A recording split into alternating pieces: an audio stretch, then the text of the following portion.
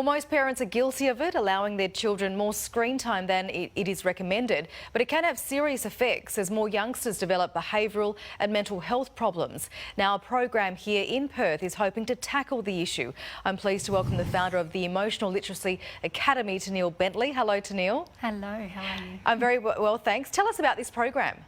Yeah, so the Emotional Literacy and Mindfulness Academy for Kids is a globally unique program that's effectively using advanced emotional literacy skills and the science of mindfulness as well as the science of sound therapy. And we put all that together to create more peaceful solutions for the future generations and by unplugging a plugged-in generation. Okay, so the Academy caters for children 5 to 9 years old. What kind of issues have parents come to you about?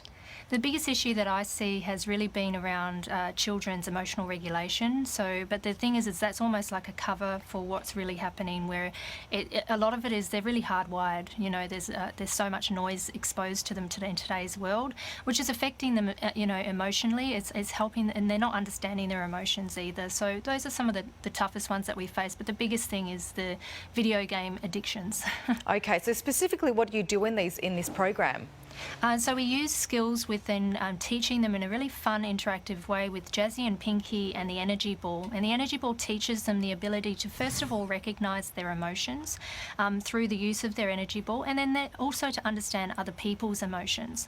And so when they do this, they have the capacity and the ability to start to have awareness of themselves and of others, which starts to assist in the development of their emotional regulation, because it starts with understanding what's happening to me at an emotional level, and then compartmentalising that into categories of understanding how do I do that. And so we do that with the cartoons, we do that with interactive mindfulness games, breath work, so a number of key things that we apply. Okay, sure. So even the World Health Organization has stepped in, issuing its own screen time guidelines, 1 hour or less for kids 2 to 4. I mean, it seems to be a global problem here.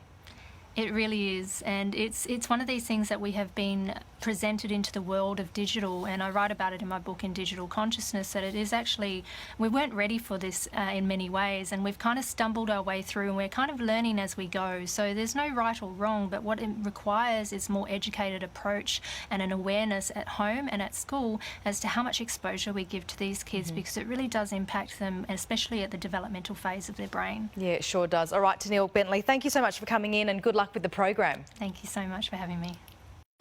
Tracy Vogue, live at 4 o'clock.